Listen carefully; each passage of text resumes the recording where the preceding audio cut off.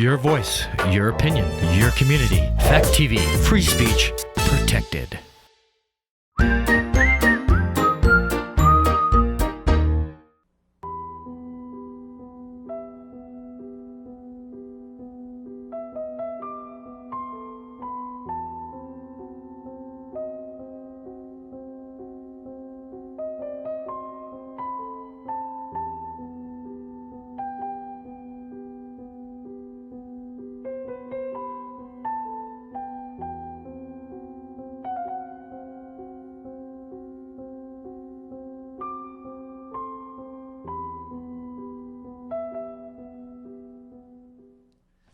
Good evening and welcome to a pre-recorded edition of What Do You Think?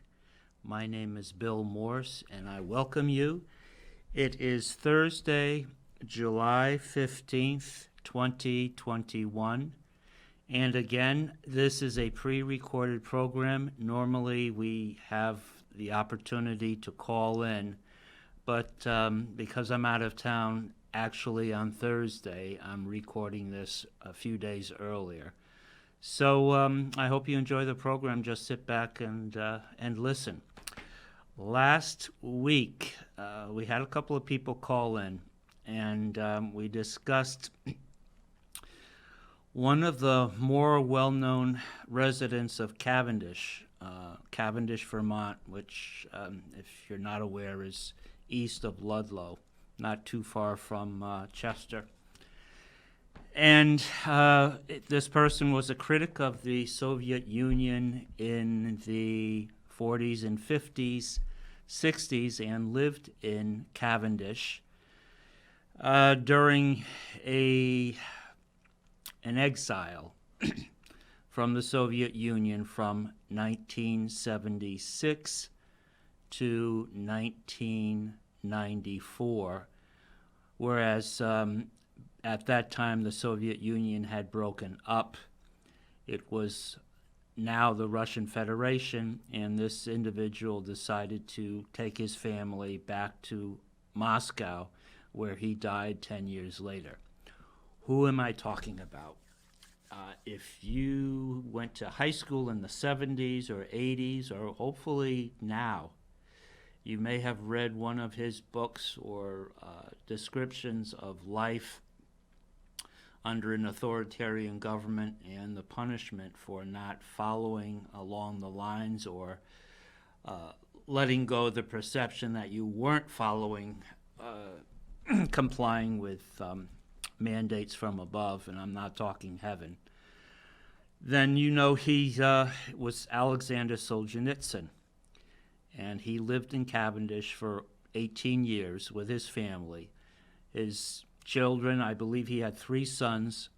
2 of the sons were high school age, and they went to Green Mountain Union High School in Chester. So it's kind of like a home story. And there is a Solzhenitsyn Center, I believe. I think it's in Cavendish, but you'd have to fact check me on that. I don't know if somebody lives in the house now. Obviously, the family has moved on many years earlier in 1994. So anyway, we're going to continue a little bit more of the discussion of this man. I wanted to just go over the initial interrogation that led to him spending so much time in a gulag. And a gulag, if you're not familiar, is a work camp normally located in a remote area of the country with snow and ice and sub-zero temperatures. It's why it's remote. People don't live there.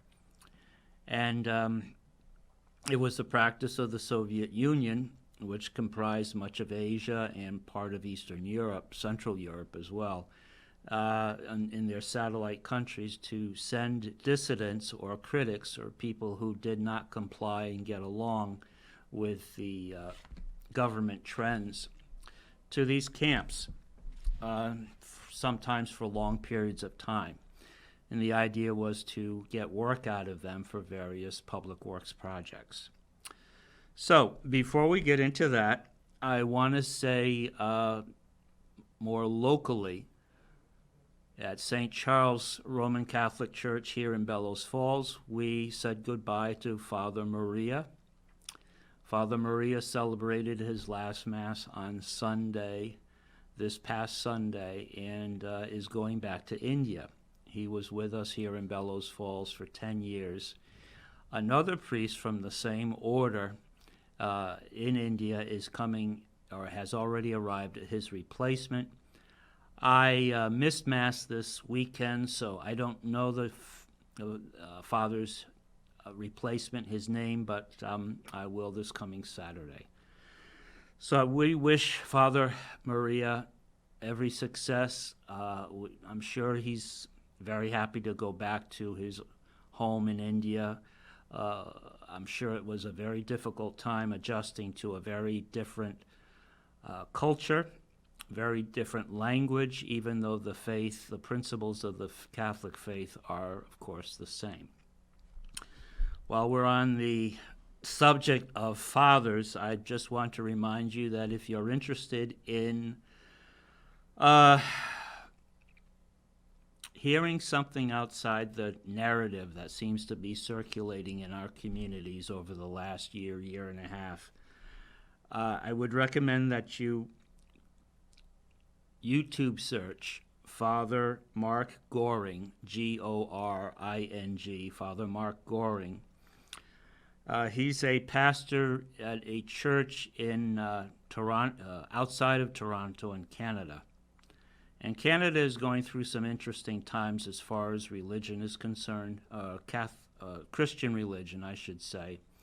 There are a number of priests that have, when I say a number, I'm hoping it's in the single digits. I can think of 3 priests, Christian priests or ministers that have been jailed for not following governmental restrictions in a meeting due to the COVID pandemic or the COVID circumstances. And we have also, this has not been in the news, a number of churches have mysteriously been arson burned, particularly in British Columbia, 6 or 7. And the government response so far has been, they're holding their cards close to their chest, let's say. I'm not sure exactly what they're doing, but there has been no outward or publicly made plan to counter or find out who has been responsible. It seems to be a movement to burn these smaller churches in rural areas, most notably in the West in British Columbia. So, Father James Altman, I would also recommend. He's not in Canada. He's in La Crosse, Wisconsin. He was recently taken out of his church as pastor, relieved of his duties by Bishop William Callahan. Now, Father Altman, Altman, is also not following necessarily the official narrative and has been an outspoken critic against not only lockdowns and restrictions on houses of faith, worship services, but also certain politicians that, even though they say they are Catholic, have not been following all the precepts or all the principles that reflect Catholic values, whether you agree with some of them or not. And so I would just recommend Father Mark Goring in Canada and Father James Altman, even though he has been relieved of services. You can find his homilies online on YouTube. They have not yet been taken down. They have not been banned. And I think it's interesting to hear a narrative, something being said which is not censored. So again, Father Mark Goring and Father James Altman, who was relieved about a week or so ago of his duties by Bishop William Callahan, who said that Father Altman was, in a statement, press release, divisive. Well, there are a lot of people in the gospel who were divisive, and they were divisive for a good reason. Anyway, we'll move on from that. I wanted to play a short, it's only about a minute and a half, a minute and 20 seconds. It's folk music that I came across. Last week we listened to a gentleman, a street musician from Turkey who plays the drums and was performing a Finnish wedding song. And I got good response from that. The tune is very catchy, and the fact that you have a Turkish man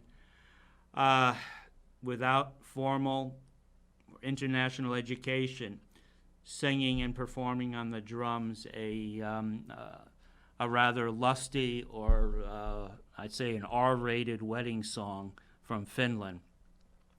It's unusual. And his name was Bilal, B-I-L-A-L, Goregen, G-O-R-E-G-E-N. And again, I would also recommend, he has multiple videos where he's in a public venue.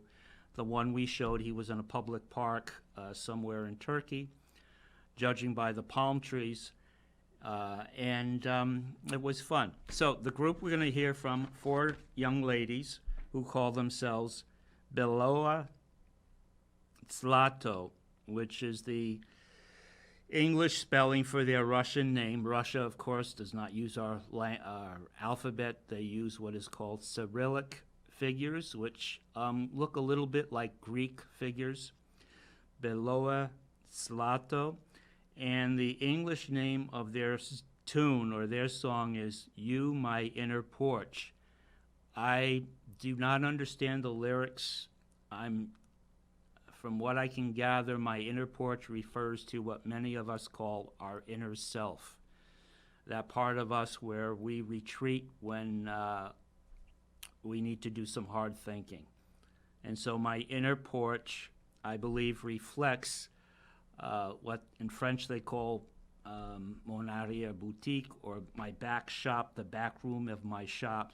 And I'm going to ask that we play that short clip right now. Ах,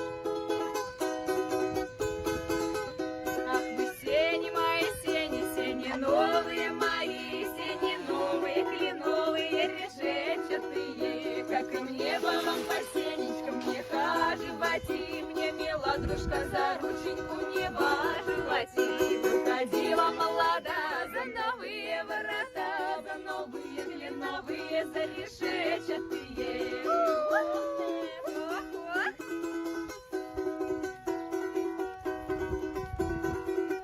Выпускала сокола из правого рукава, на полетике соколику наказывала.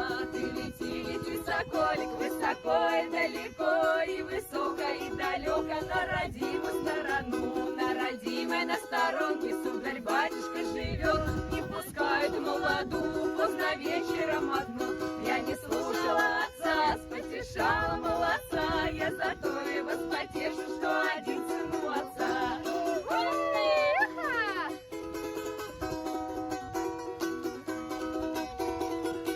Ах, вы сени мои, сени новые мои, сени новые, кленовые, решетчатые. I hope you all enjoyed that. Obviously, the setting was a Russian village. There are thousands and thousands of Russian villages where they do, of course, have electricity and running water through wells, but the streets are dirt and the houses are very simple. Most people raise their own vegetables or fruit and chickens, as you could see. And so they're very dependent, or independent, I should say, on going to the local mall or strip mall or shopping center because it doesn't exist. It's not there. So I just found that interesting. And obviously, most of the people, the young ladies that live in villages, have left to find work, get an education, and once they've gotten an education, they seldom come back to the village. So what you'll see in many of these villages are older people who are retired and living on the state pension. You will see some families that eke out a living doing work, but it's they're not villages like you would expect to find in Cavendish, for example. But again, there's a different standard of living, and there's a different history between the American village and the Russian village. So we're using that as an intro to kind of just dip back into Alexander Solzhenitsyn. I wanted to read from the book I introduced last week, just 2 pages, because I don't like reading and I don't like listening to someone who's reading either. Book on Alexander Solzhenitsyn. It's a biography by D.M. Thomas, and there's a lot of quotes from Sanya, as he was called. Alexander Solzhenitsyn was referred to as Sanya, S-A-N-Y-A, Sanya, by his friends. And I'm going to pick up at the point where he is being interrogated after being arrested by the NKD, which was the precursor of the KGB. The NKD, which was the National Security Service. He was picked up in April of 1945 in Eastern Germany. I believe it was Eastern Germany, or he may have been still in East Prussia. East Prussia is today the northwest corner of Poland. It was part of the German Empire at one time up until 1945, when the Red Army overran it, pushed the Germans out, and at this time Sanya, or Solzhenitsyn, was picked up. Now, what was he picked up for? Well, he made a mistake. In writing letters to his friends, he complained about logistics in the army. Solzhenitsyn, or Sanya, worked as an artillery captain in the advancing forces that were moving west. Remember, the objective is to take and control Berlin, the capital of Nazi Germany. And he wrote letters complaining about collective farming, which was a disaster because all the farms were run by a state and there was no incentive to produce more food, because if you produce more food, it was taken away from you. And it was hoarded by people in the upper echelon.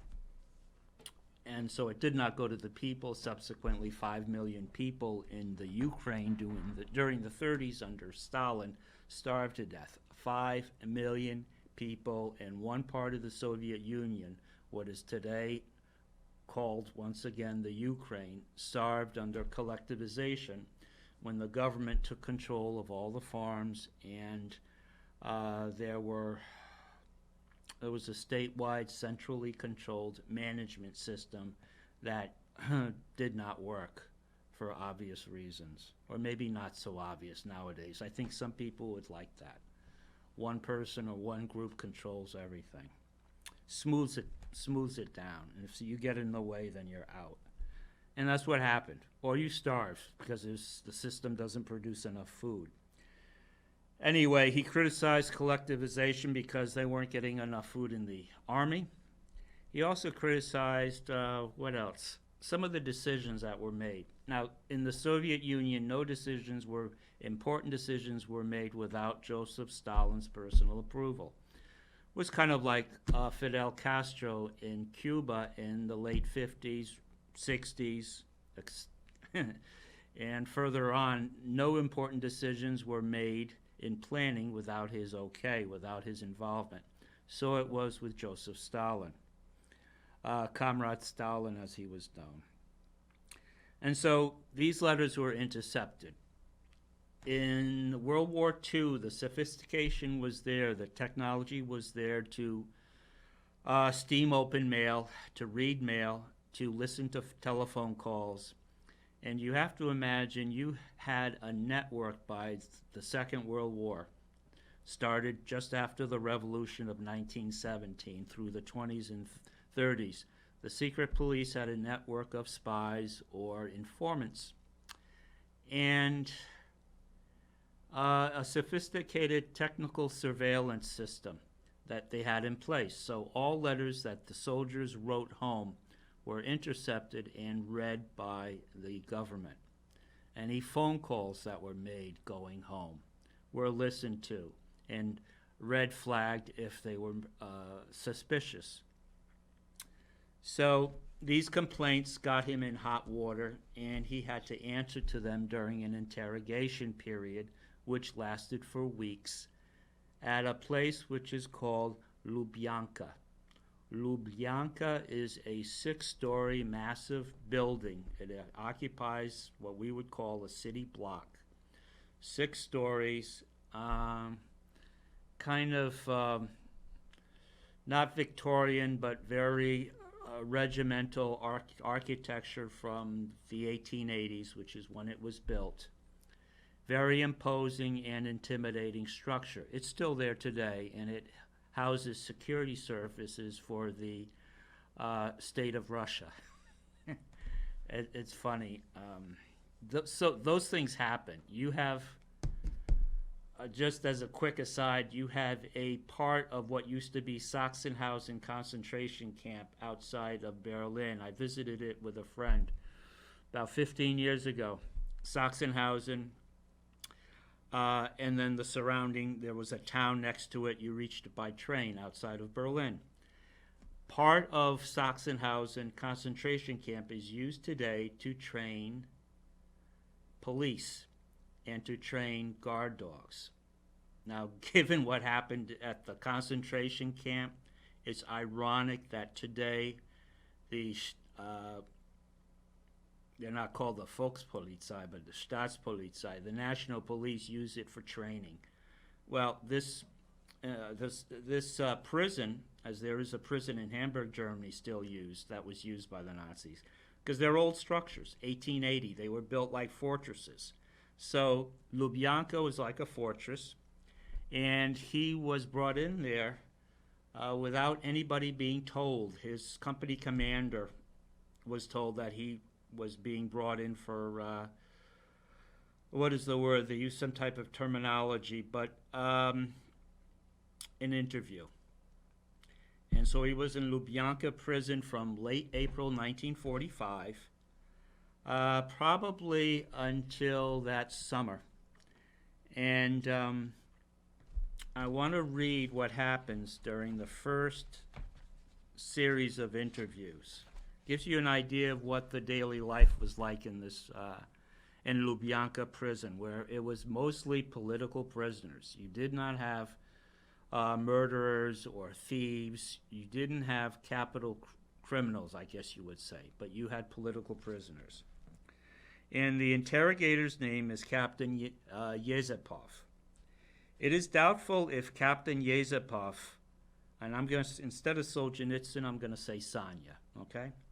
It is doubtful if Captain Yezepov, Sanya's interrogator, thought of his career as an unswervable train, or his personal life as of subordinate interest.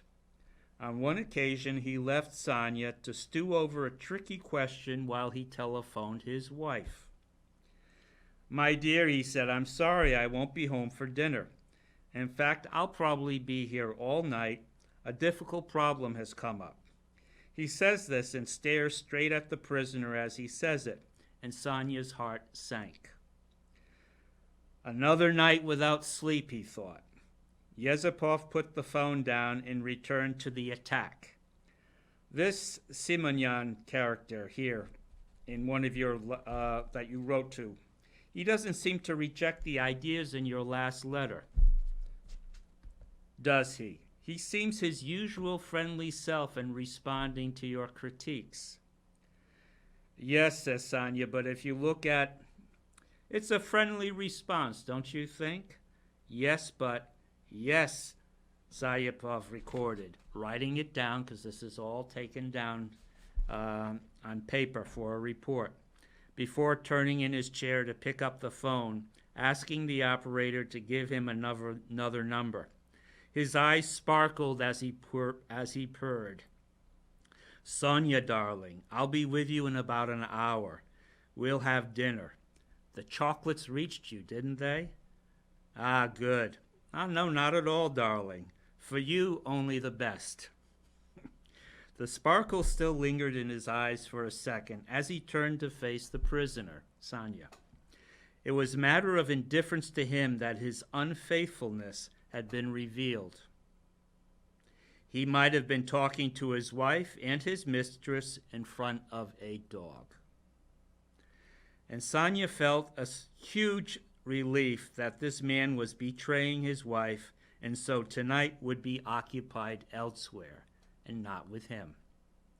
For himself, Sonia could imagine nothing more blissful than to be allowed to fall asleep and not be awakened until reveille. "Looking back on my interrogation," he wrote in the Gulag Archipelago, "from my long subsequent imprisonment, I had no reason to be proud of it. I might have borne myself more firmly, and in all probability, I could have maneuvered myself more skillfully." This is during the interrogation. "But my first weeks were characterized by a mental blackout." That's understandable. You're a soldier, you're in a combat situation, and within 48 hours you're in Moscow in a cell being interrogated. "And a slump into depression. He was glaringly conscious that in his suitcase," this is Sonia, "in Sonia's suitcase were several volumes of his war diary. Throughout the war, he had tried to write down everything he saw. More crucially, everything that Sonia, as a soldier, as a captain in this artillery command or post, had heard from others. The diaries, written in tiny, needle-thin writing in hard light pencil, constituted my claim to becoming a writer." So he kept this long diary of what other people were saying, doing, thinking during the war in this little book, because he wanted to publish it. He knew that he wanted to be a writer, and this was his material. He had named names, given dates. The diaries, if read by Yezepov, who was interrogating him, could be devastating for many men serving at the front. Sonia deduced from Yazepov's questions that he hadn't yet bothered to read the diaries. He was too lazy to plunge into that almost indecipherable script unless he felt compelled to. It therefore seemed the best tactic to Sonia to hoover fairly near the truth when Yazepov asked him about the letters to and from his friends. These were the letters that were incriminating him. He tried to argue that he had been given to foolish, typically student soundings off about politics, essentially harmless grumbles.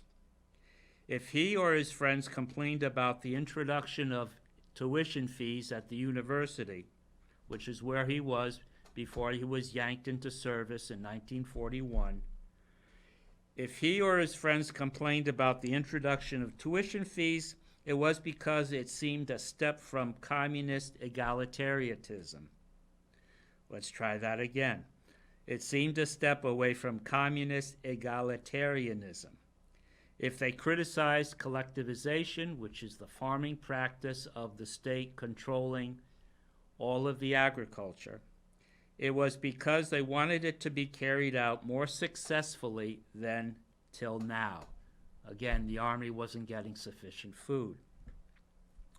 The only reason that these recollections do not torment me with remorse is, thanks be to God, this is Sonia speaking, I avoided getting anyone else arrested. But I came close to it. This is a common tactic. Whether you're in a jail cell in San Salvador or in Nazi Germany, in Mexico.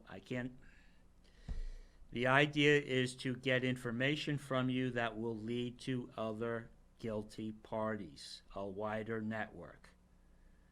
And so the fact that Sanya or Solzhenitsyn successfully outmaneuvered his interrogator, Captain Yezepov,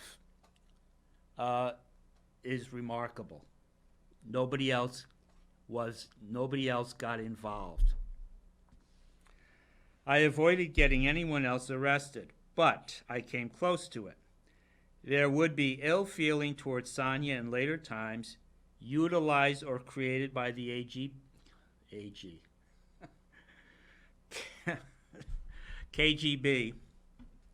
KGB was after the NKD, and so this is still, we're talking secret police, security services. Yet it is difficult. They would create false information put out there to turn people against Solzhenitsyn or Sanya. Again, this is another tactic to weed out or to, what's the expression, smoke out more critics of the regime. If Solzhenitsyn or Sanya had behaved discreditably, it seems certain that others would have been arrested. Natasha, who is his wife, he married before going to war, Natasha, in 1940. Simonyan, who was a male friend of his, and Lydia Ezahertz. I believe Lydia was also a writer, were not even taken in for questioning, which is remarkable. The NKD must have been very busy at the time. Nor were the many soldiers mentioned incriminatingly in the war diaries. Solzhenitsyn was both relieved and stricken with despair when these diaries were burned, lost. With his consent, he said, it's okay. In the Lubyanka furnace, Lubyanka again is the prison in Moscow that still stands as in use today, as being immaterial to the investigation. So it was not considered evidence, even though Captain Yerespov, you think I would get his name right by now, Yezepov didn't think it was evidence. Again, through the maneuvers of Sanya or Solzhenitsyn. Very clever. Immaterial to the investigation.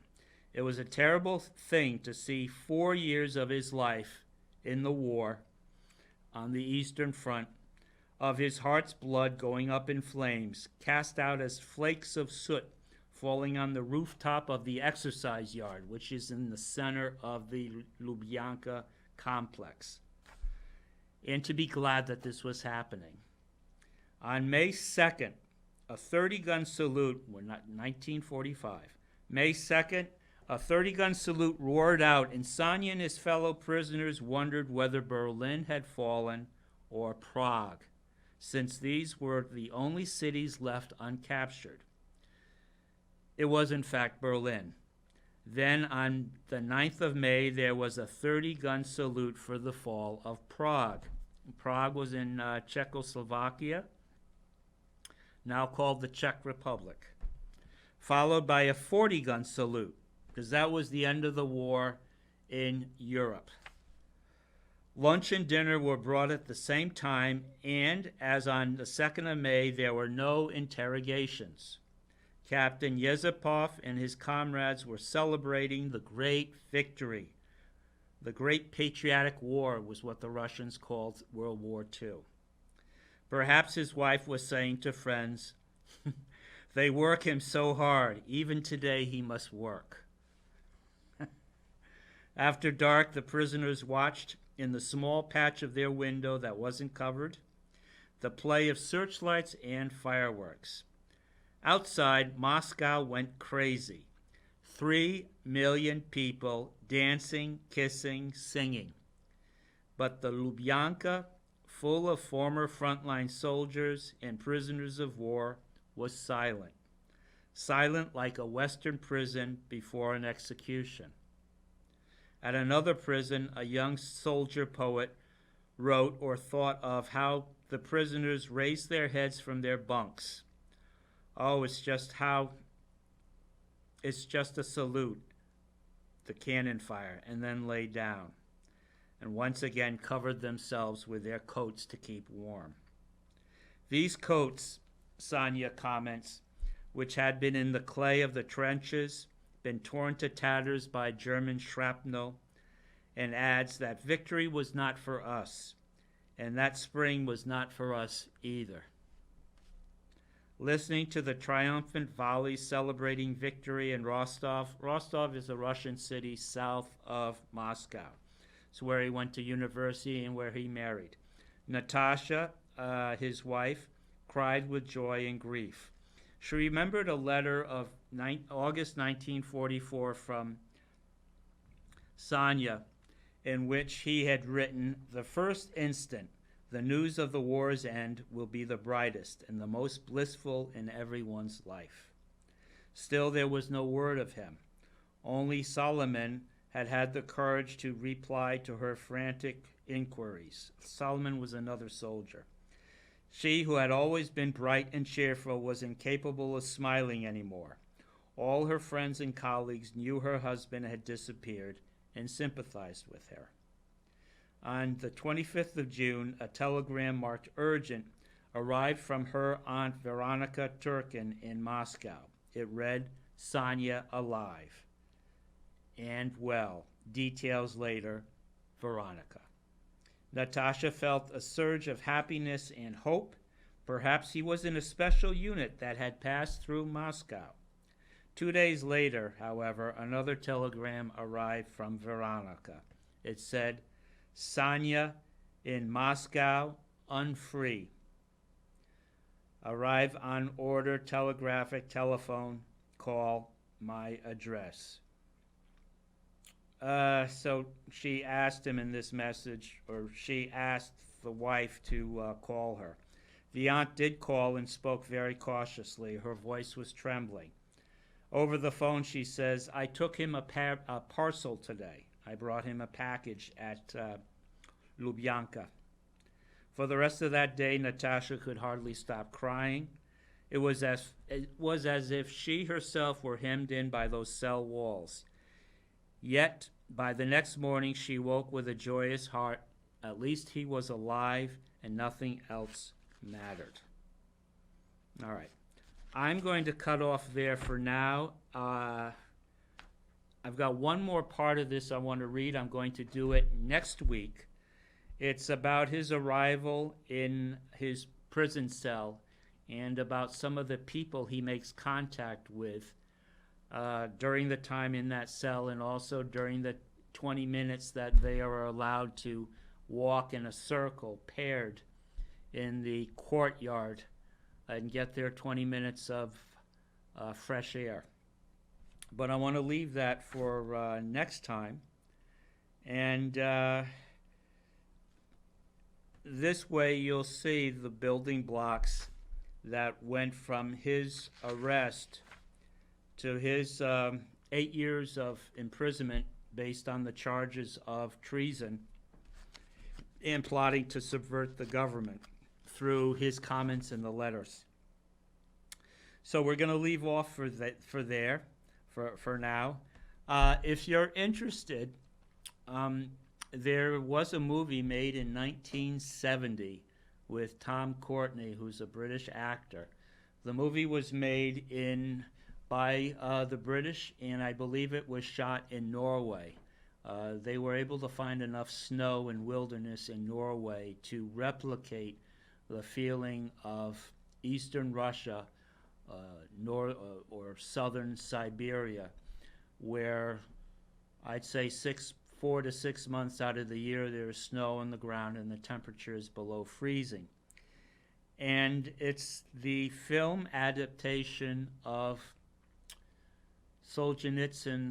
Alexander Solzhenitsyn's first book, A Day in the Life of